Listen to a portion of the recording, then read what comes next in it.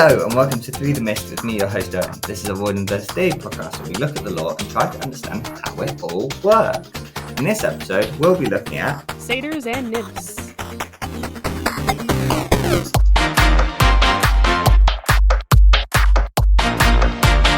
Hello, Mythbusters, and welcome back to another episode. Welcome back, yeah. We have a new guest joining us. Isn't that exciting, everybody? So give a round of applause and your biggest cheer for Charlie. Yeah! Hello!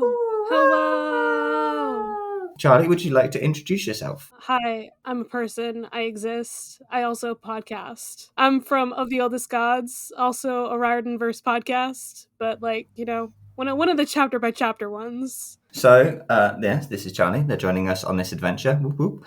But before we get into the adventure, as usual, we've got some housekeeping to do. Just about last episode, really. So thank you for everyone that enjoyed my little monster flow chart on Instagram. I was really proud of it. And it's the biggest thing on the Instagram. So thank you very much. If you want to see it, you can look up the Instagrams at @through_mist. Links always down in the description and whatnot. Do that, please. Also, while you're there, you can join in on my dumb little questions. And this time, because I couldn't really think of anything else, I decided we were going to go with any IRL monsters out there that you've spotted off, and we got a few replies. First of all, if we start with Robert, our dear friend Robert, and they put forward that one guy who plays really loud music on public transit. And yes.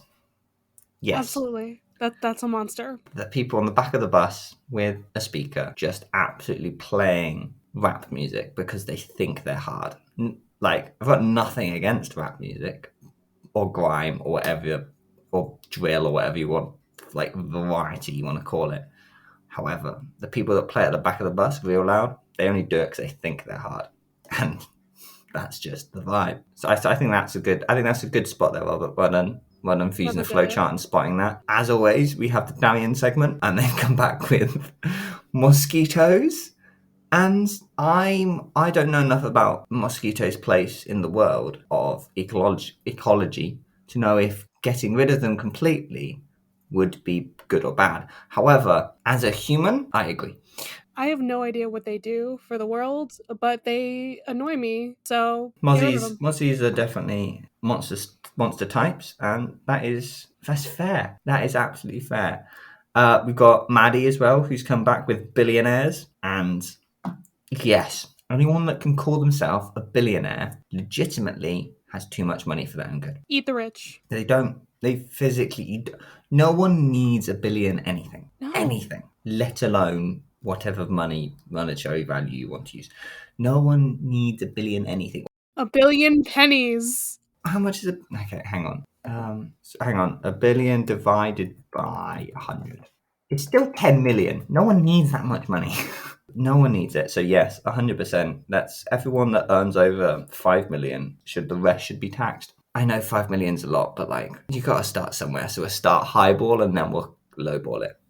Or get it lower. We're starting at 5 mil. Yeah, get rid of the billionaires. Yeah, new responder for the first time ever. We got Robert, and they are about the phishing scammers who target sweet old people. And yes, phishing scammers, call center camp scammers, the people that mark Robert glitter bombs. You know, that general group of people. Definitely some IRL monsters right there. Need to dust those people. You got any thoughts on any that you can come up with right this second, Charlie, and put you on the spot? Right this second. Oh no, on the spot. I hate being on the spot. But Robert saying the people who play music on the bus just reminded me of people who played music in the public college showers, early in the morning. If I'm alone playing music, okay, in a public shower. Why are you doing this? Why would you play music? Don't play music at a swimming pool. You know? That sort of vibe. Unless everyone around is okay with this, sure. But no, I'm not okay with it. I did not consent. I mean, if everyone in the group is there to party, yes. But if there's a rando that's not there to party, chill out, guys. Chill out. I'm not here for it. That's the rambles. Woo, yay, we've gone through the rambles. In a half a second, well, actually probably like 3 to 5, we'll see you talking about whatever we're going to talk about, which we already know, and you already know. I don't know why I always do this. I make it like a mystery, but it's not a mystery at all. So mystery, ooh, spooky. Ooh. Wonder what it is.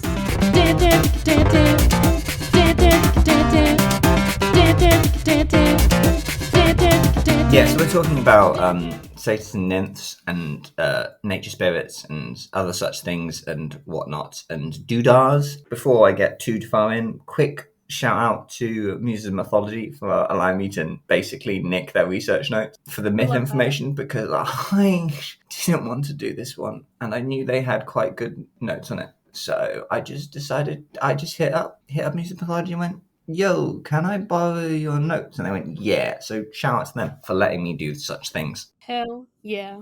Talking about myths, I'm going to nick another segment for Muses of Mythology while I'm nicking their notes while I'm at it. Charlie, do you know anything about satyrs, satyrs in myths? We'll start with those guys. I mean, like they're usually the creepy dudes who like hit on nymphs and chase them. You know that segment from Hercules where Phil is like chasing those nymphs? That's basically what they are in mythology, and it's not great. Yes, they originally started out like very much Dionysus's party animals, just there to have a good time. Some might say a bit of a too good a time, you know, like no restraints at all, not very good. But then they moved on. Then they became less associated with Dionysus and parties and fun times, and more associated with Pan and more naturey things and whatnot. And then by the time we get to the Romans, the fauns appear, and satyrs, satyrs now start to lose their like party persona completely because like fauns are a Roman thing to begin with, and like they kind of merge and intermingle, and they become very much nature orientated to closer match to what fauns originally were in pre-Greekified Roman mythology, whatever that looked like. Yeah, that's all we really need to know about satyrs for our discussion here, because we're going to very much focus on the side of them being natural, naturists. No, not naturists.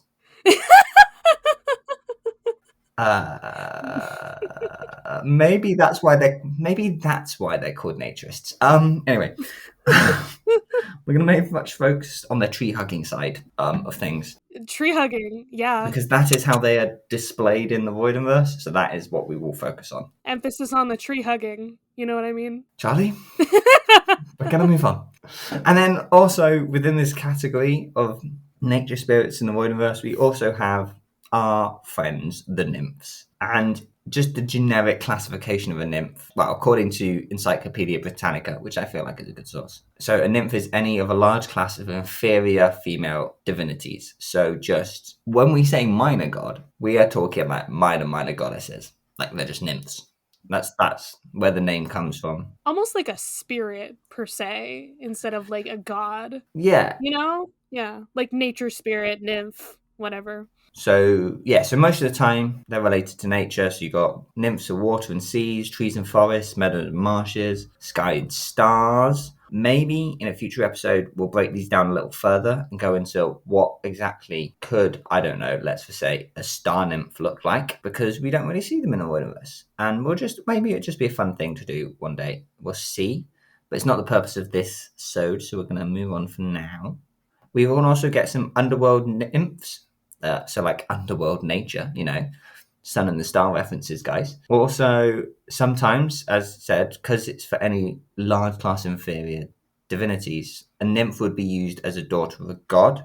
So this connects to the class. So if we think in the books, we think Calypso is referred to as a nymph, but she's a daughter of Atlas. Not really connected to any one of those particular nature things. And I'm just going to put that down to wordism and the English language rather than to the fact that, so if we changed,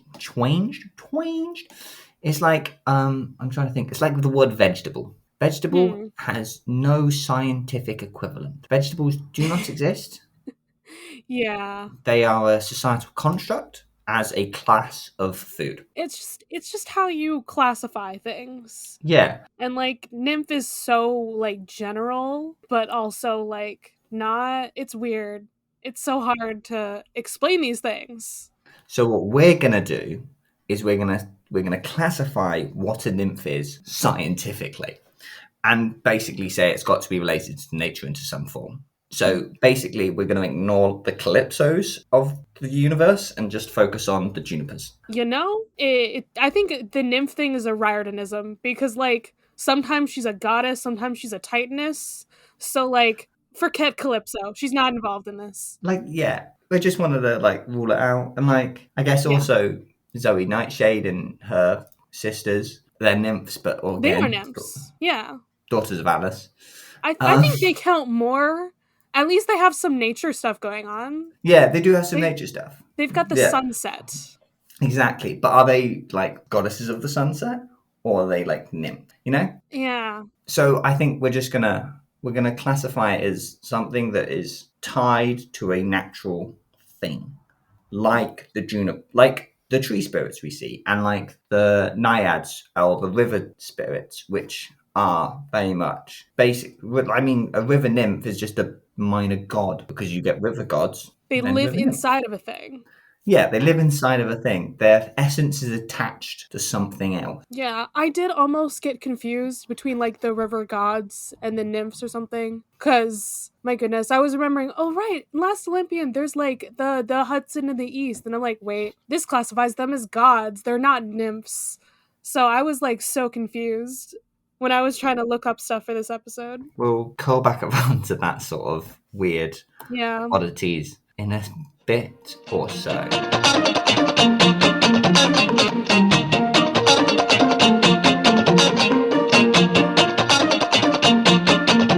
So, okay, here's the deal.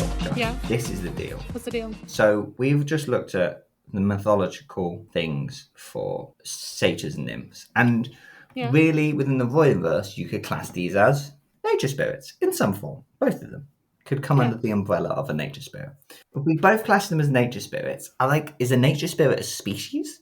Like, because we know that like satyrs and nymphs can reproduce together. Millie and Hedge specifically, they produced a satyr. So is that how a satyrs can only be produced via a nymph? I start to ask these questions because it's the way I live. I don't know why my brain does this to me.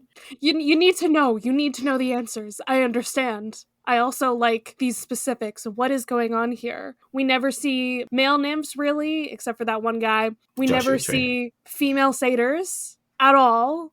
No, there's zero female satyrs. What's going on here? They clearly are meant to reproduce together. So I think scientifically, wouldn't that make them the same species? Exact. See, this is okay. Because like when a horse and a donkey reproduce, they make like a mule, right? That's how that goes. But mule can't. They're not reproduce classified as and the all of same that. species because it can't reproduce. Yeah. So therefore, they're not the same species. They're close enough that they can produce something. If Yeah. that thing can't reproduce, there's like, I mean, obviously there's exceptions to all these rules because we're humans Yes. and we try to put things in boxes and the boxes don't always work. But doesn't Coach Hedge mention that his mom was also like an air nymph or something? Yeah, so this is the thing. So if we start with satyrs, just like generically in the Royalverse, they all have extended lives, and we legitimately have zero clue if one can be female. We just don't know. We've only ever seen male fawns, male satyrs, like both types. Only ever seen male. That's it. That's all we've got. And we know they are born from reproduction with a nymph. And then you have their death, in which they become a plant. Yeah. This is where like you wrote down the notes and I'm like, I can't add to this because this is already what I was thinking. Like they become plants, but then plants always have a nymph connected to them. So does that mean they just become nymphs? Yeah, so this is okay. So then, yeah, exactly. Are plants basically, are they reborn as nymphs? Like, what happens here? I think so. I think this is their life cycle. I mean, we don't see it in the books, No, but I think that's something that that only works for the plant-based ones, and It does. you've got all the other nymphs, like all the other nymphs. I think that's because satyrs specifically are plant-based, you know? They're earth-based. Yeah, earth-based. I'm just saying, you know what I mean? Like if a satyr was technically a nymph, which is what we're trying to figure out here, they would be connected to a plant. And that's why Yeah. they become plants when they die. Is this making sense? Yes, no, it is. Yeah, I'm following. I don't know if anyone else is, because people say that they can't follow sometimes because wild, but I'm following, so we're Well, fine. they're related to Pan, the god of the wild and nature, and I think plants, sure. They do nature magic, like Rick, it's a really nice thing you've done here. However, I've been questioning this for years. Like, Okay. yes.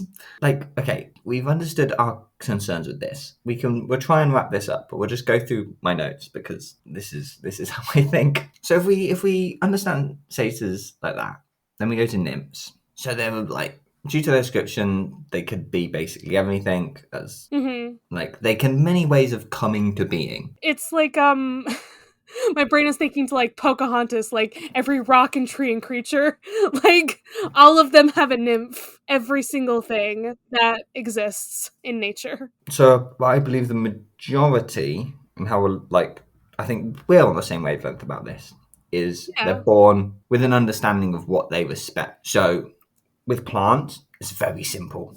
There's a tree, you have a nymph. There's a bush that has one root system, you nymph. I mean, the nymph of that fungus forest in wherever it is, that guy must be whoever that nymph is that's like top nymph. Um, I feel like it's one continuous living organism that has one nymph, not like 50, one, because it's just one organism. And then like the different like wind nymphs and sky nymphs we see, they represent different types of breeze, like a nice sunny breeze Yeah. or a stormy, evil, angry breeze, or like, and most of these nymphs don't ever like decide to be a nymph. They just kind of am They just tree. exist.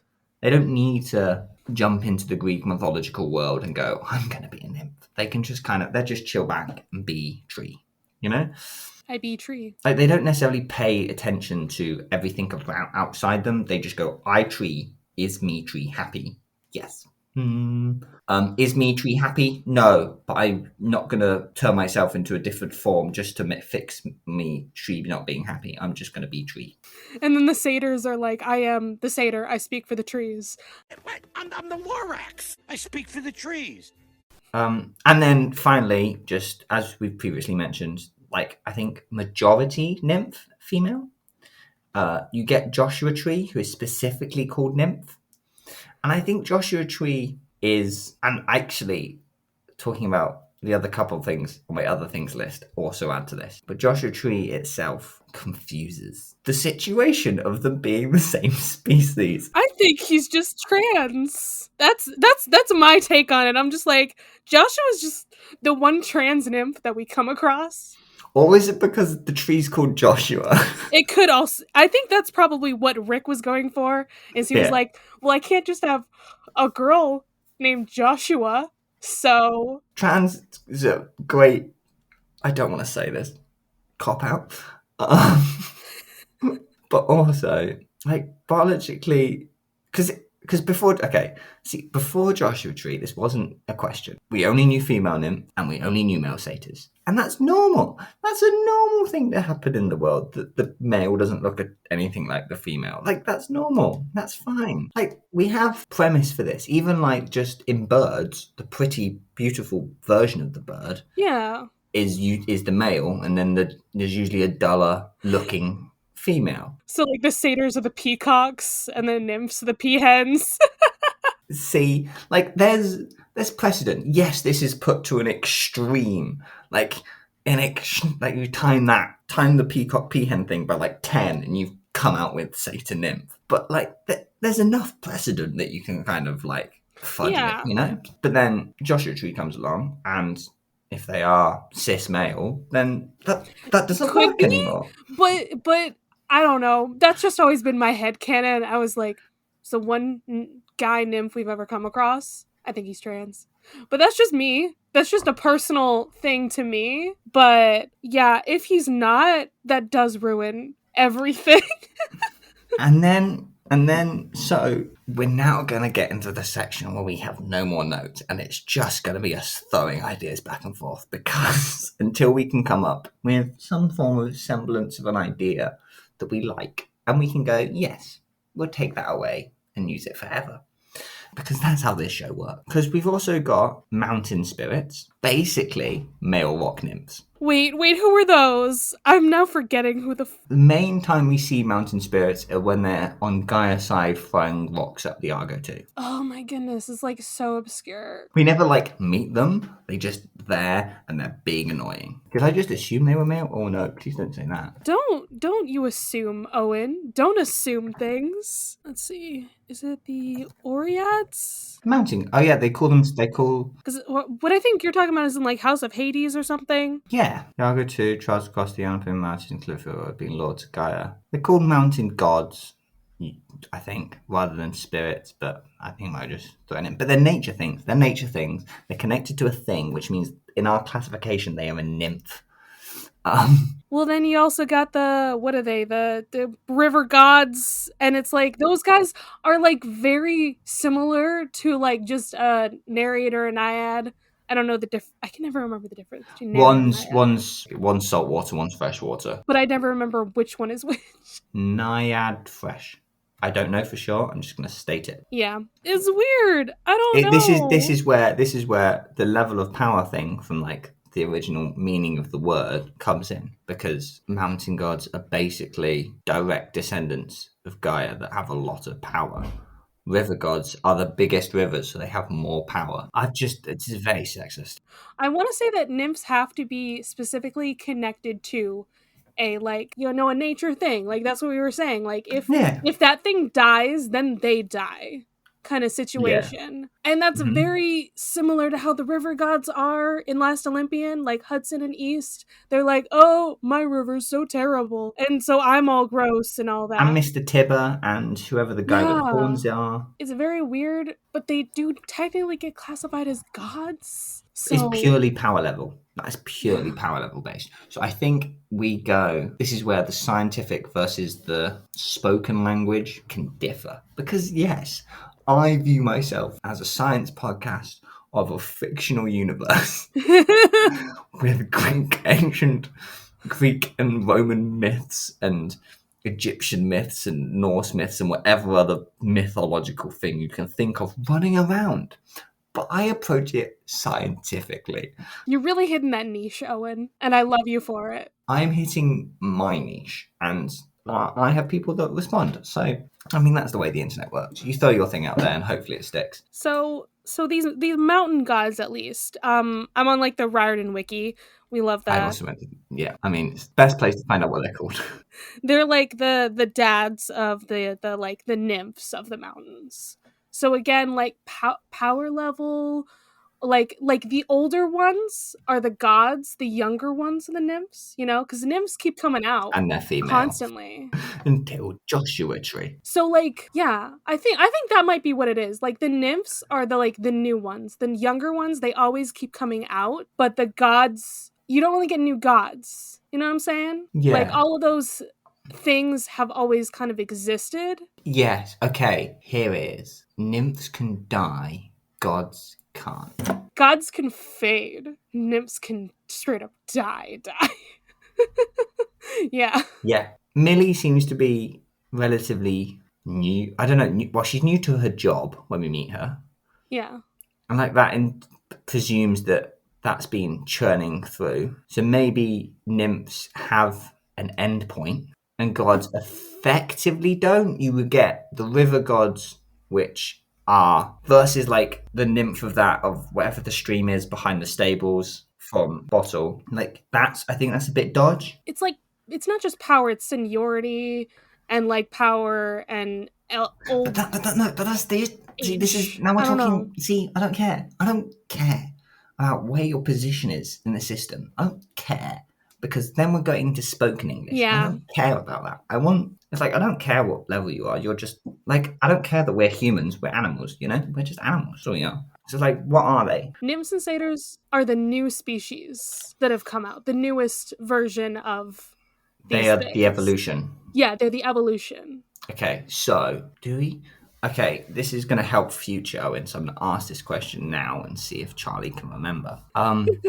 The cornucopia god on Oh, Hercules Island. okay. Do you remember if they bleed Inca? Do I remember?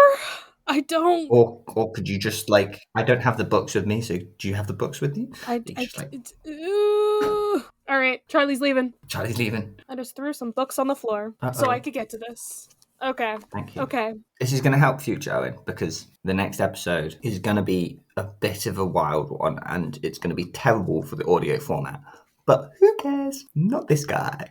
I'm going to make it work. There might just be 1,000 posts that come after it as well. Hercules. Okay.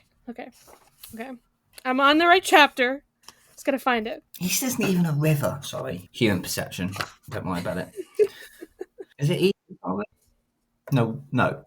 Yeah, it must be East. It's not a river. I'm going to get a map of... Okay, here it is. New York. She's on the bowl. She presses her blade to him. Does it say Yeah, the East is not a river. blood or 'Cause ichor? Long Island. I don't think he bled. Did he bleed? If they just cut the horn, I feel like he wouldn't bleed. But I thought maybe, hopefully. Okay. She pressed the knife to his throat, but I'm not seeing anything about blood. Shut. She also does say that he could dissolve into water. At one point, she's like, "Oh no, I'm holding him, but what if he dissolves?" I feel like that's river stuff, so we're fine. Okay. Shucks. Okay, so what I was saying with like the evolution thing, we've got like the primordials, we've got the Mhm. titans, we've got the like Olympian god level, then we've got the Mhm. minor god level, then we got maybe the nature god level, Mhm. and then we got nymphs and satyrs. You know, like it keeps going with each generation and evolving into something else. Each level of a god is like the difference between a horse and a mule. Is that what we're getting at? I guess so, but they can reproduce. Yeah, that's the where it falls apart. They can reproduce at least. Yeah, but I believe that's a bad metric for to find something as a species. I think. Yeah, It's not I the don't greatest know. metric. It's a That's semi-useful. the one thing I know about mules is that they can't reproduce. That's all I know. Yeah, I think it's a semi-useful metric. So, okay, if we circle back, not looking forward to putting together the next episode. Oh, it's gonna be fun, but I want to do it. So, anyway, what was I saying? Okay, so if we circle back to satyrs and nymphs, satyrs and nymphs, whatever I decide to call them, we are on the same page that as they're labelled and appear in the Voidinverse, same species. Yes, Yes. I think so. And maybe satyrs are just very fancy nymphs. Yeah, I think they're the same species, and then satyrs go through like their weird life cycle thing, Yeah. and they become nymphs. Yeah. And when they die, they become a plant and they fulfill their role as nymph. They stay nymph. They're just like, they're a mutation of the nymph. They're, instead of being tied to a specific thing in nature, like a blade of grass, imagine being the nymph of a blade of grass. And that one blade I don't know gets how the cut. root system of grass works. How does the root system of grass work? This is not for this. Nope, not doing it. No, it is.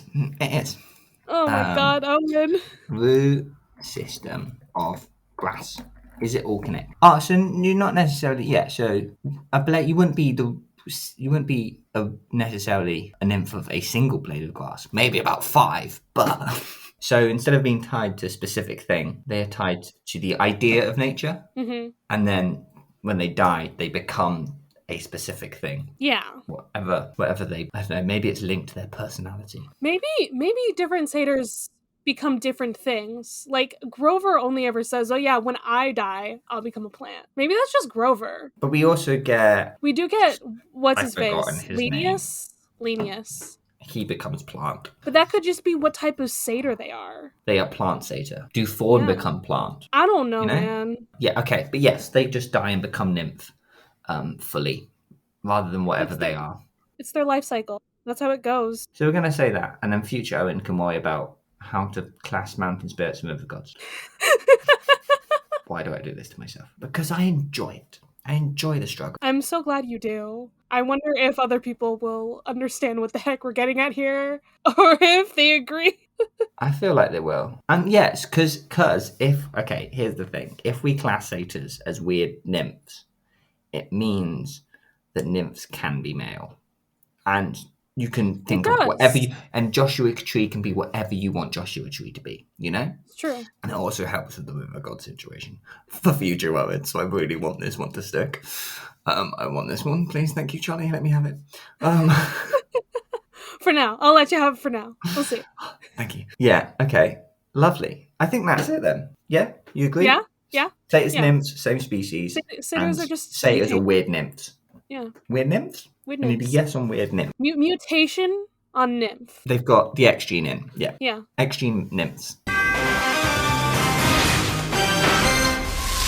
Cool. Charlie, is there anything you want to shout out since we have coming to the end? I mean, go listen to my podcast. We have at least one episode with Owen on it right now. Owen will come back for another episode. I think I specifically grabbed you for like the chapter where Linnaeus dies. Oh, perfect. Love this. Because they're related to this episode. Charlie went, do you want to be on? I went, yeah. Don't ask me what chapter to be on. And they went, okay, I'm going to pick one for you. I went, thank you. I think that's what I grabbed you for. Because I was like, yeah, we could talk about this again. It'll be great. Yeah, go listen to that. Wonderful. And I also have another podcast that's not at all Percy Jackson related. Currently on hiatus because strikes are happening. It's Steven Universe. And if you want to go listen to our, 10 episodes that are out, it's me and Robert. We love Robert. Robert's great. Robert does the meme. It's the bits. Okay, yeah, cool. Links will be below.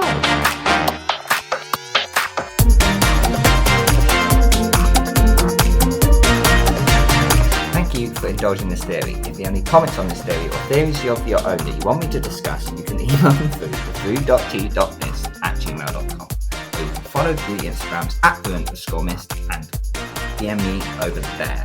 Make sure to like the podcast, subscribe to the podcast, follow the podcast, or whatever you have to do to help get the podcast out there. I've been Owen. You've been Charlie. And come back next time as we try to see